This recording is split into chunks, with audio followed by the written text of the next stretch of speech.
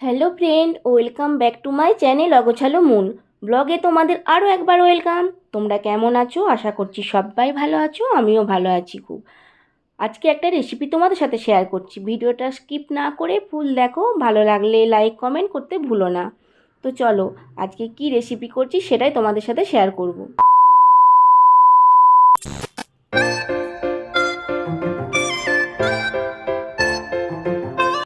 তো দেখো, এখানে একটা প্লেটে আমি কচু নিয়ে নিয়েছি, বেগুন আর আলু আর মূলো, সব সবজিগুলো কেটে ধুয়ে রেখেছি, ঠিক আছে। আর এখানে নিয়ে নিয়েছি পুঁই শাক, আছে এখানে মুসুর ডাল আর একটু আদা বাটা, ঠিক আছে।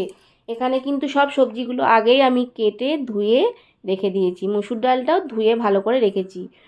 তো আজকে রেসিপিটা করবো হচ্ছে কচু পুঁই শাক দিয়ে মুসুর ডাল দিয়ে একটা তরকারি, ঠিক আছে বন্ধুরা। আর কচু পুঁই শাকের তরকারি তো এমনি হয়, তোমরা শুনেছো, কিন্তু মুসুর ডাল দিয়ে তরকারিটা করলে খুব সুন্দর হয়। আজকে আমি সেই রেসিপিটাই করব, তাই তোমাদের সাথে ভাবলাম শেয়ার করি।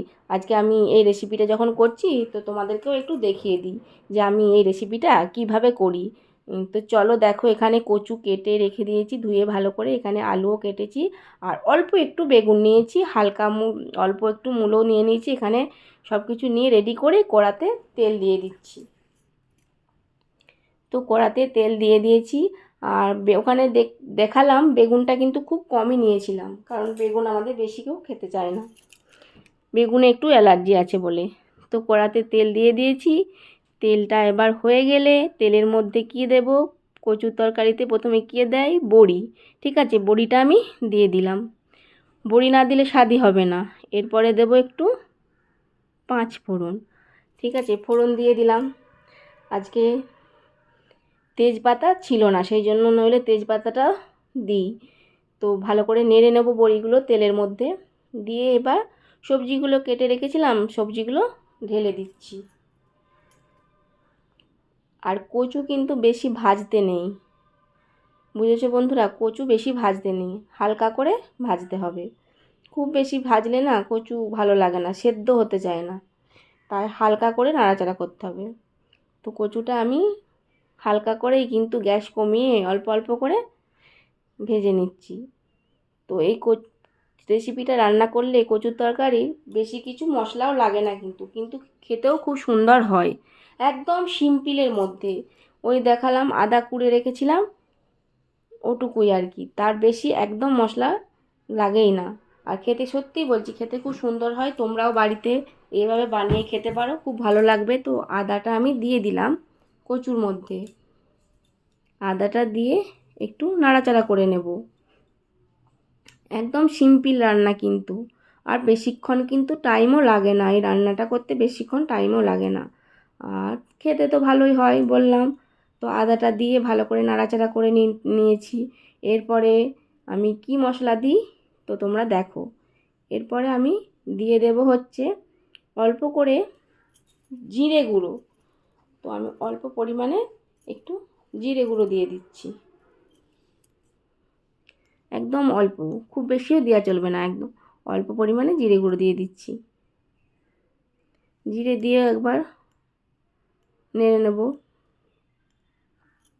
ভালো করে মশলাটা দিয়ে মাখিয়ে নিচ্ছি সবজিগুলোর সাথে। একদম বললাম না, বেশি কিচ্ছু মশলা লাগে না। একটু আদা বাটা দিয়েছি, তার সাথে দিয়েছি জিরে গুঁড়ো, আর দেবো অল্প কাশ্মীরি লঙ্কার গুঁড়ো দেব। আমাদের ঝাল খায় না, সব প্রতিটা রেসিপিতেই বলেছি, যখন শেয়ার করেছি তোমাদের সাথে, আমাদের একদমই ঝাল খায় না, তাই আমি অন্য কাঁচা লঙ্কা বা শুকনো লঙ্কা কিচ্ছু দিচ্ছি না। এবার হলুদ দিয়ে দিলাম, দিয়ে ভালো করে এবার সবজিগুলোর সাথে মশলাটা ভেজে নেব, কষিয়ে নেব ভালো করে। অনেকক্ষণ ধরে কিন্তু তাও কষানো চলবে না, জাস্ট অল্প সবজিগুলোর সাথে মিশিয়ে মিশিয়ে নিলেই হবে মশলাটা যেটুকু দিয়েছি। তো হালকা হালকা করে একটু শুকনো শুকনো হয়ে গেলে, একটু অল্প অল্প শুকনো শুকনো হয়ে গেছে, এরপরে আমি মুসুর ডালটা দিয়ে দেব।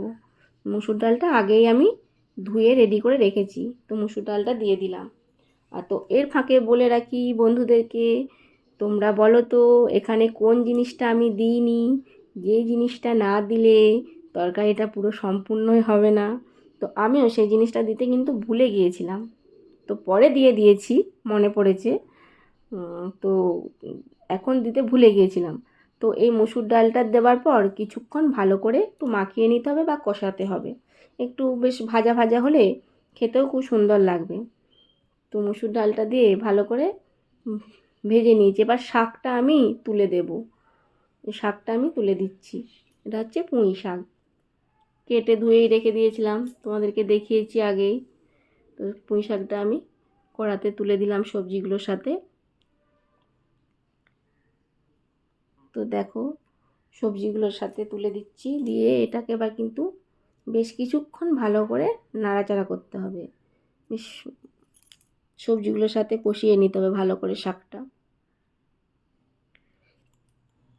তো আমি শাকটা ভালো করে সবজিগুলোর সাথে এবার কষিয়ে নেব, নাড়াচাড়া করে নেব।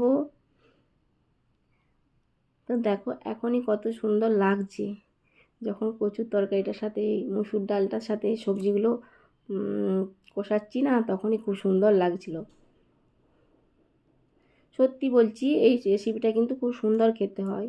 প্রত্যেককে বলবো, প্রত্যেক বন্ধুদেরকে বলবো সবাই একবার বাড়িতে এইভাবে ট্রাই করে দেখতে পারো, খুব সুন্দর হয় কিন্তু এটা। বেশ কিছুক্ষণ নাড়াচাড়া করার পরে আমি এবার এই তরকারিটার মধ্যে কিন্তু জল দিতে হবে, নইলে শুকনো শুকনো হয়ে যাবে। আর এই তরকারিটা একটু রসালো রসালো করব। আর আমার কষানো হয়ে গেছে অনেকটা, কতটা কমেও গেছে দেখতে পাচ্ছ, শাকটা দিতে অনেকটা কমেও গেছে। তো আমি এবার জলটা ঢেলে দিচ্ছি। জলটা পরিমাণ মতো দেবে, একটু দিতে হবে ভালোই বেশি, কারণ হচ্ছে কি একটু রসালো রসালো রাখবো, আর হচ্ছে কি ডালগুলো তো সেদ্ধ হবে, সেই জন্য একটু জল বেশি করেই দিতে হবে। এই জন্য আমি আর একটু জল দিয়ে দেবো। এটাতেও হবে না, এটাতে বেশি মানে শুকিয়ে শুকনো শুকনো হয়ে যাবে। তাই একটু নাড়াচাড়া করে নিলাম, নিয়ে দেখলাম যে না আর একটু জল দিতে হবে, সেই জন্য আবার অল্প করে আমি একটু জল দিয়ে দিচ্ছি। আবার অল্প করে একটু জল দিয়ে দিলাম, দিয়ে এটা ভালো করে ঢাকা দিয়ে দিতে হবে। ফুটে গেলে ফুটাতে হবে, কিন্তু একটু ফুটে গেলে তারপর ভালো করে ঢাকা দিয়ে দিতে হবে। বেশ কিছুক্ষণ হবে, ফুটে গেছে তরকারিটা, গ্যাসটা বাড়িয়ে ফুটিয়ে দিয়েছি। আর দেখো বললাম কি জিনিসটা দিতে ভুলে গিয়েছিলাম, হ্যাঁ নুন দিতে ভুলে গিয়েছিলাম, তখন মনে পড়ে গেল, সেই জন্য নুনটা আমি দিয়ে দিলাম। তো ফুটে গেছে, আমি এবার ঢাকা দিয়ে দিলাম। আর বেশ কিছুক্ষণ পরে সেদ্ধ হয়ে গেছে। তো দেখো আমার কড়াতে ফুটছে, তো দেখতে পাচ্ছ টকবক করে ফুটছে। অল্প পরিমাণে চিনি দিয়ে দিলাম যাতে আরও স্বাদটা ভালো হয়। তো চিনি দিয়ে দিলাম, দিয়ে একটু নাড়াচাড়া করে নিচ্ছি, করে তোমাদেরকে দেখিয়ে দিচ্ছি। দেখো কত সুন্দর সেদ্ধ হয়ে গেছে, শাকটাও ভালো লাগছে খেতে, খেতে ভালো লাগবে। আর হচ্ছে যে সুন্দর সেদ্ধ হয়ে গেছে, টকবক টকবক করে ফুটছে, দেখেই মনে হচ্ছে খায়। আর বাটিতে আমি বাটিতে আমি নামিয়ে নিয়েছি। দেখো নামানোর পর কতটা সুন্দর লাগছে দেখতে, কত ভালো লাগছে তাই না? তো ভালো লাগলে সাবস্ক্রাইব করে দিও, লাইক করে দিও, কমেন্ট করে দিও, ঠিক আছে? আর আমাকে কমেন্ট করে কিন্তু বলো যে আমার এই রেসিপিটা কেমন লাগছে তোমাদেরকে, ঠিক আছে? তো সবাই ভালো থেকো, সুস্থ থেকো। আর ভিডিও কিন্তু ফুল ওয়াচ করে দেখো, ঠিক আছে? না ভিডিও দেখলে না দেখবে, তবুও কিন্তু দেখলে ফুল ওয়াচ করে দেখো। আর সবাইকে অনেক অনেক অনেক ভালোবাসা। আজকের মতো টাটা, এই পর্যন্তই।